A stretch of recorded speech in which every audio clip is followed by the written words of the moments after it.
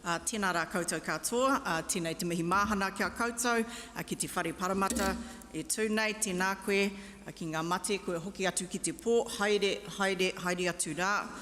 Tātou te hunga ora, koe hui mai nei mō tēnei kaupapa tino nui, ngā mana whenua o tēnei rohe, rauranga tira mā, ngā manuhiri tuarangi, tēnā koutou katoa. Ko kai ata whetu te maunga, ko waimamaku te awa, ko kura haupo te waka, ko Ngāpuhi, Ngāti Porou, Ngāti Kahununu, ngā iwi, ko te roroa, Ngāti Korokoro, Ngāti Wharara, ngā hapū, ko te whakamaharatanga te marae, ko Khylee Quince tōku ingoa. Good morning, warm greetings everyone. My name's Khylee Quince, and as I've described in my brief mihi, I'm here this morning wearing a couple of different pōtai or hats. So I'm here in my professional capacity as a criminal lawyer and legal academic, also representing my tribal and community identity as a member of Māori, Hapu and Iwi from the Hokianga and Te Tairāwhiti communities that Anne would have described yesterday as artisanal growers and users. And finally, I'm here to represent women who are not named Anne or Alison. I also thought I'd tell you that because I'm a legal academic, I get to wear very casual clothes to work, and I usually would just wear Converse. So when I was on my way down to Wellington on Tuesday, my 11-year-old said to me when I put on these shoes, she said, "Are you going to an important meeting where you have important things to say?" And I said, "Well, I hope so, but why?" She says, "Because when you wear shoes that make a noise, that's when you're going to say important shit, really." So this is for Georgia, noisy shoes. And in the interest of full disclosure, I can also tell you that I do not and have never had a substance abuse problem. The only things I'm addicted to are Facebook, buying shoes, and supporting a variety of underperforming sports teams, including the Warriors. So that's my addiction.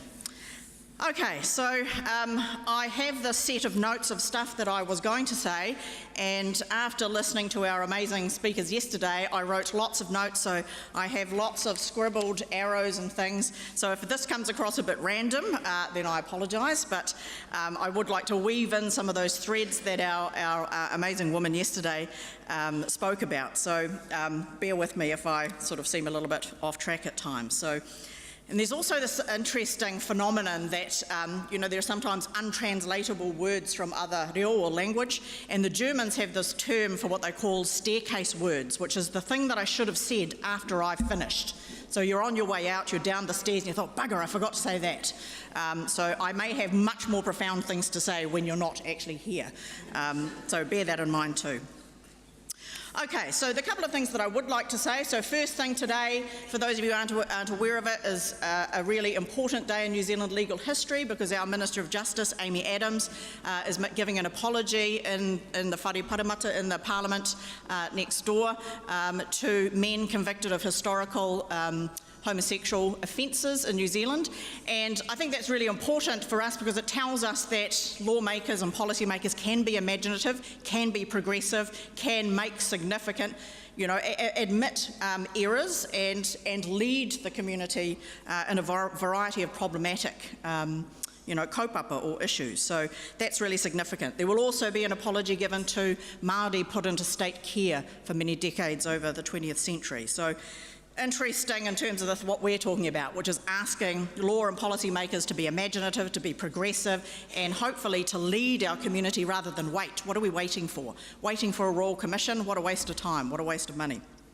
So, what I want to say is first to confirm what all of our speakers have said so far, which is that drug law reform is necessary. It's long overdue in order to address discriminatory legal responses to Māori.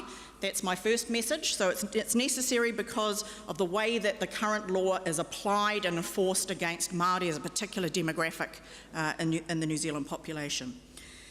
The second thing I want to say is that if we're going to change our approach, that leads us to a variety of choices. And when we're making those choices, then I would just implore those tasked with law reform to consider the context and circumstances in which Māori people live and operate in our communities. as well as the duties owed to us pursuant to the Treaty of Waitangi. So those are really the two things that I want to say. And I've called my kōrero not about us, without us. So what I'm saying there is that, we need to be consulted, but we need to be consulted because this law impacts upon us in ways that are qualitatively different and quantitatively different to other members of our community. So I introduced myself in terms of who I am. So that's the beautiful Hokianga on the top, my mother's community, my father's community, Tiki Tiki on Ngāti Porou on the east coast. And that's important because those are the communities that I have experience and knowledge of in terms of our experience of substance abuse, not just cannabis. So that's the overview of what I want to say. Drug law reform must involve Māori and address our needs, but not just our needs, also our tikanga, our custom law, who we are, our ways of thinking, being and doing. Significantly different from the way that other people in our communities run their lives, think and exist. And second, that reform must take account of the treaty. Now, for those of you not from our whenua, our land, a really whistle-stop tour of Te Tiriti o Waitangi, obviously as a lawyer I can tell you there is significant debate over the nature and the meaning of the terms of the treaty, but there's some basic understanding. The basic understanding is that under Article 1 of the treaty, this was signed, of course, in 1840 between 500 or so rangatira and representatives of the British Crown. Article 1 gave something away. So in the English terminology, a cession of governance or sovereignty, Māori understanding, a cession of kawanatanga, some form of governorship over the new people of this territory. And Article 2 was the quid pro quo. We kept something in acknowledgement of what we'd ceded in Article 2. And it's the interplay between what we gave away and what we kept that will be relevant in terms of what's the nature of the bargain that the Crown struck with Māori. So what do they owe to us when we are trying to engage in a relationship around any sort of law reform? So we kept, in our language, tino rangatiratanga, absolute chieftainship, sovereignty and self-determination, to use sort of modern international law terminology. And then the forgotten article that's very relevant to what we want to talk about in relation to drug law reform is the guarantee of equal citizenship. And I want to talk about that because, in my view, it's very difficult to think about rights of development or particularly economic development and, enabling rights of self-determination or tino rangatiratanga, the Article 2 guarantee, for people that are inherently unequal citizens. It's very difficult for people from marginalised communities to be autonomous. They're not autonomous now. It'd be very difficult without, being on a level playing field to start with, for them to get on the train of economic development. So I'd be very cautious about that. That's one of the things I want to say. Okay. So let's talk a little bit about Article 3, the breach of equality. This is how we can pin or tag the current application and interpretation of drug laws in New Zealand. And it's a point I've made on many occasions, and I don't want to labour it because it's well accepted and trite.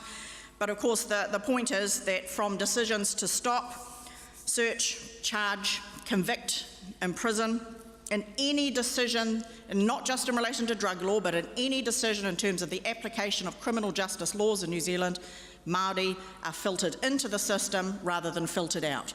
We do not gain the benefit of discretion. So this is particularly egregious in relation to cannabis-related offending, and particularly given, as Anne mentioned yesterday, our de facto decriminalisation of low-level cannabis-related offending. So again, for lawyers, that makes us very twitchy, that we have law enforcement agents, not lawmakers. Parliament makes the law in this country. So we have de facto decriminalisation so that we have now tasked the police for the last 2 decades as being judge, jury and executioner. They decide who comes in, they decide who goes out. That's not satisfactory from a rule of law perspective.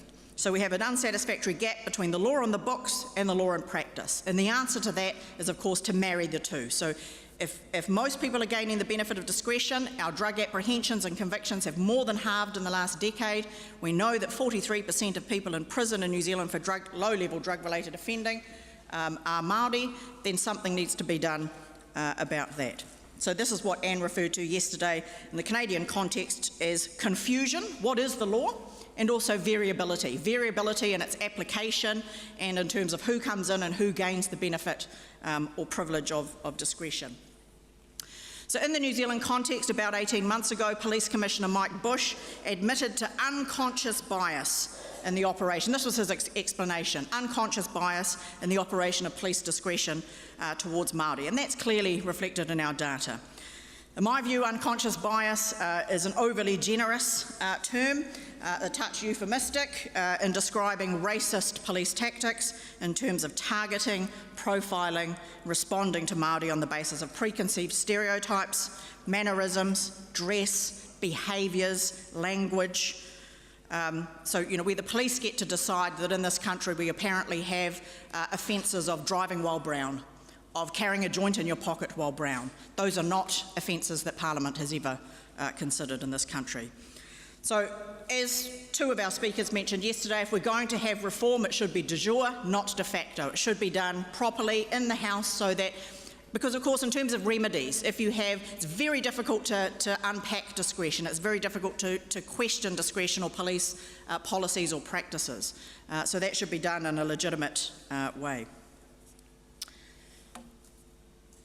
I also want to mention Article 3, so the breach of the equality guarantee, briefly in relation to two other issues, access to medicinal cannabis and access to addictions treatment. In relation to medicinal cannabis, in relation to access to medicinal cannabis products and that regime, I think the same rule of law issue applies in terms of confusion and equity of access. How to carve out, and of course that stems from how we carve out exceptions or exemptions to a general prohibition. It's very messy from a legal perspective. So we end up with a bifurcated, so split into two.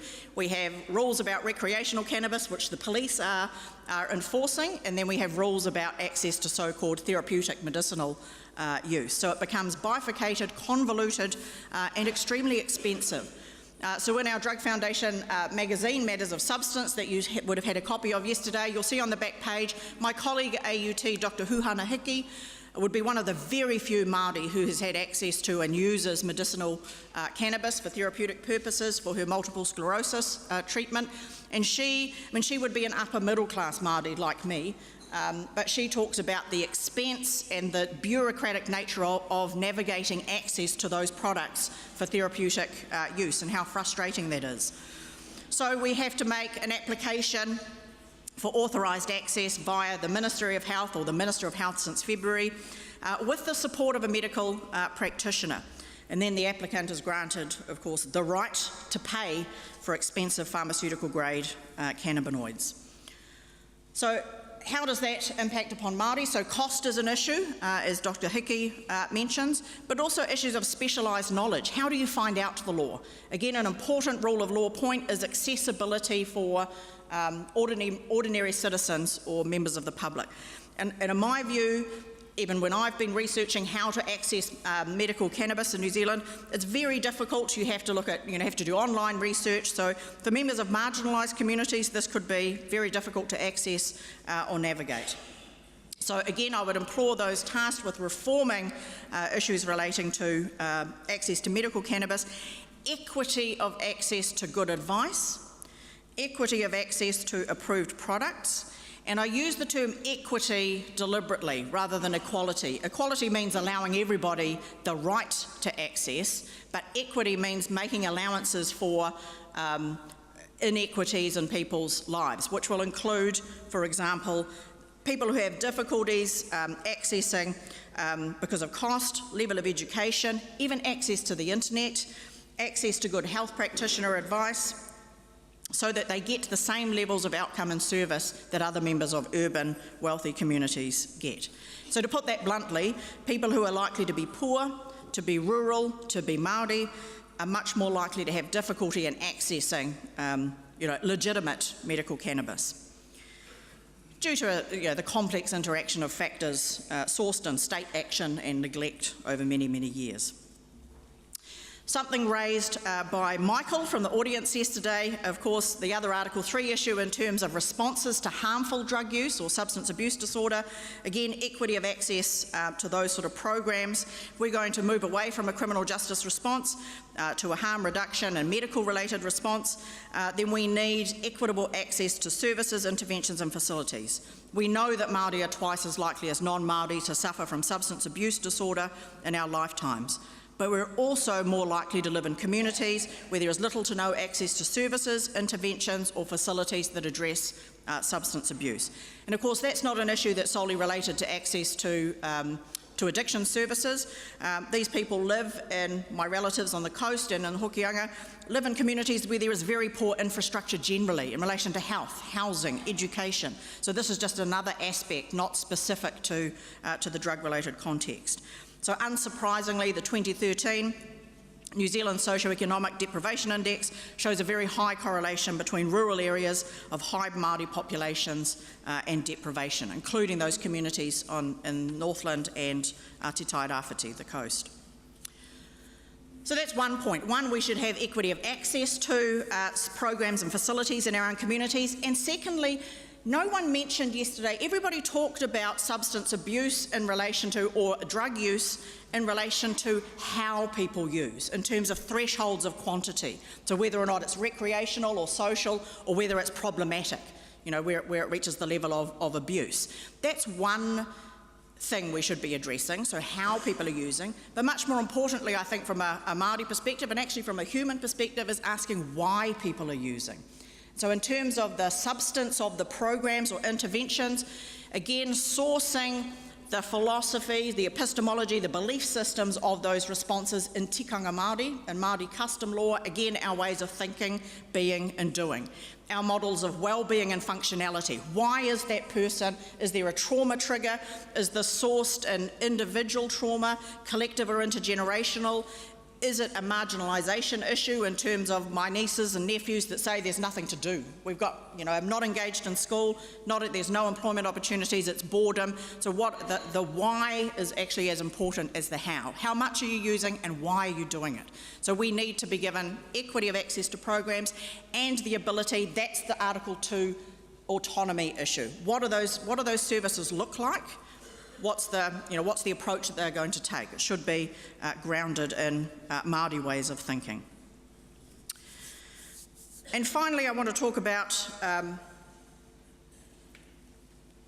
the model drug law policy that Khylee mentioned yesterday and walked us through, and how that sort of reform might relate to the Article 2 guarantee, promise or carrot of self-determination or autonomy. So in relation to drug law reform, this might be relevant if we're talking about legalisation of cannabis, of a legally regulated market. What is the place or role of Māori in that kaupapa, in that future? And I have an opinion on this, and interestingly I see someone mention this in the cards on the board yesterday, that they have a hope that Māori who have traditionally grown in their own communities should be part of that economic future. The issue here is balancing, well, there are several issues here. One is balancing considerations of the individual and collective social harms caused by drug and substance abuse on the one hand, and also the potential benefits of economic development. This is a really difficult issue. We want Māori to be successful, we want our communities to be vibrant, to have money, to have opportunities. But the question is, do we want that at the cost of being involved in this kind of industry? And that's a question for, again, in terms of the treaty being signed with Hapu, that's for Hapu to decide. They will decide if they get on board with that kaupapa. And that goes to the heart of the tension between Articles 1 and 2 of the treaty. The Crown right to govern versus Māori, Hapu and iwi right to determine our own futures. So partly it might be an issue of autonomy versus paternalism. Because there's also a Crown duty of active protection of Māori. And yesterday I was thinking about this in terms of the issue of what some sociologists call lateral violence. We talk about it in the intimate partner violence and domestic violence context, that we no longer need, if we go down this If we jump on the development train in terms of becoming involved in growing or being part of the regulated cannabis market, we no longer need the coloniser, the Crown or the state to do harm to us if we are doing harm to ourselves. That's my whakaaro around that.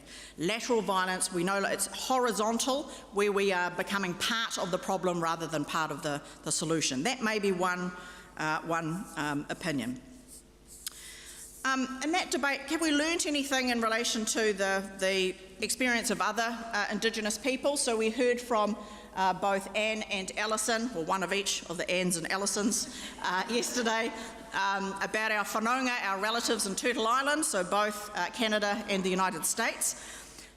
So far as I know, no Indigenous communities have successfully jumped on board this economic development train in relation to legalisation so far.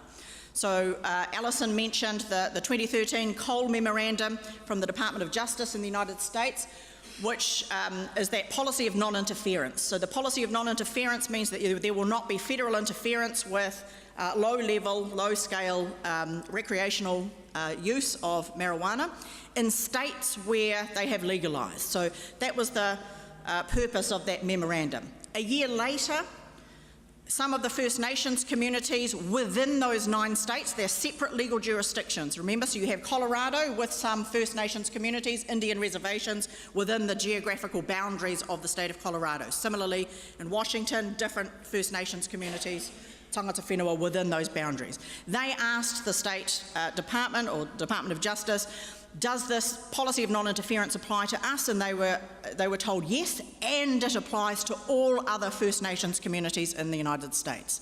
So in other words, Indian communities on Indian country are entitled to, so long as they abide by the general terms of the memorandum, are entitled to grow and and distribute, sell cannabis, so long as it meets the terms of their engagement.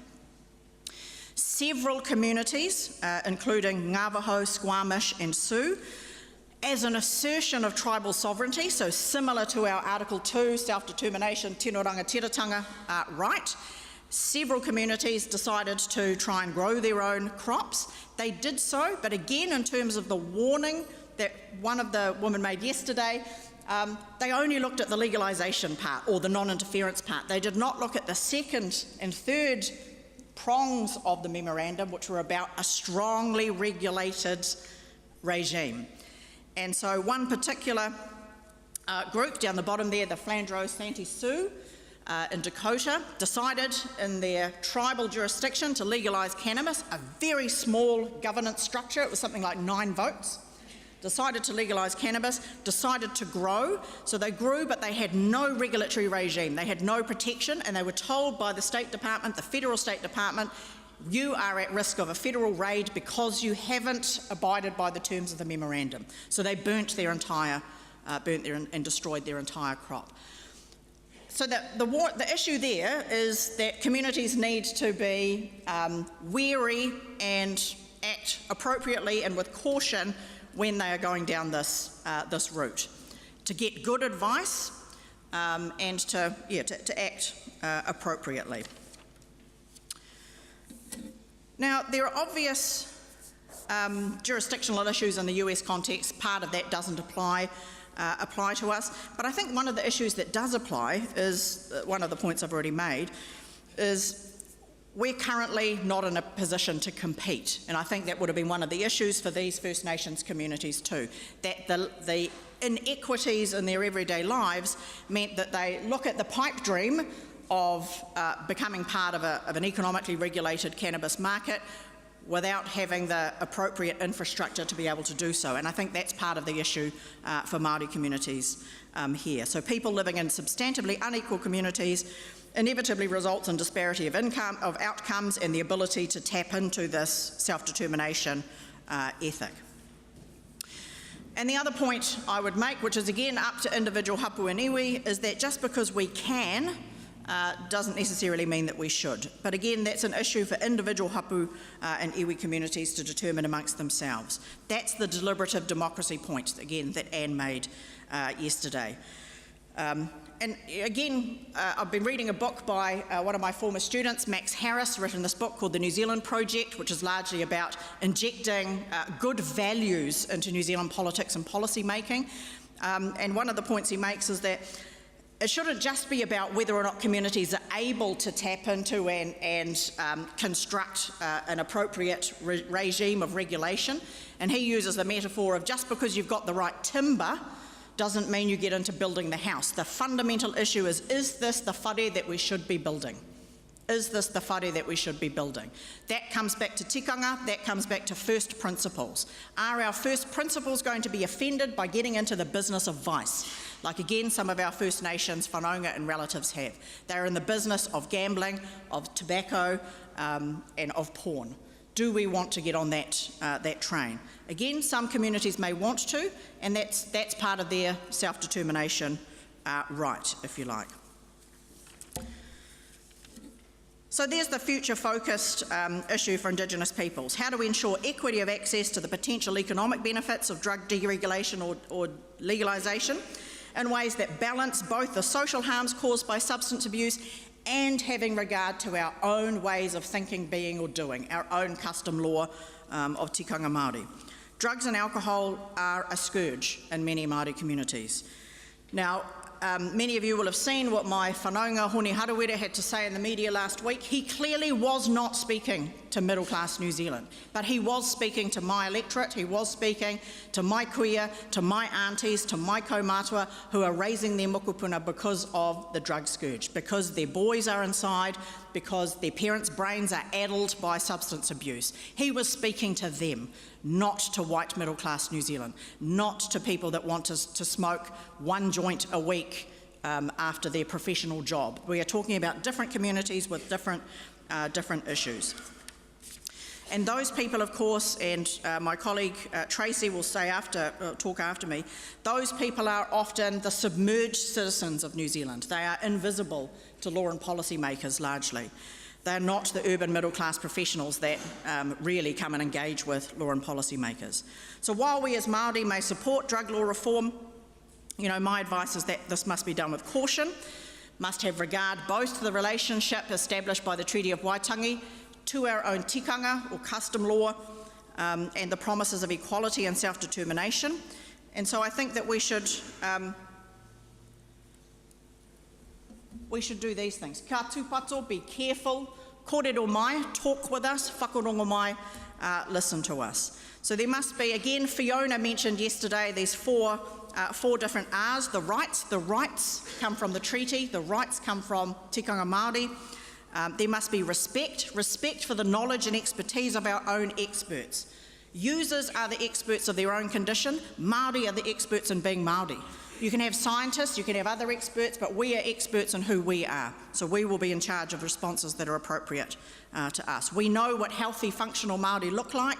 We know how to get to that state. So we need to be real. That was her other third R, realism, and risk. And risk is carefully assessing the risks of taking the different pathways that will be open to us once we go down this road of law reform.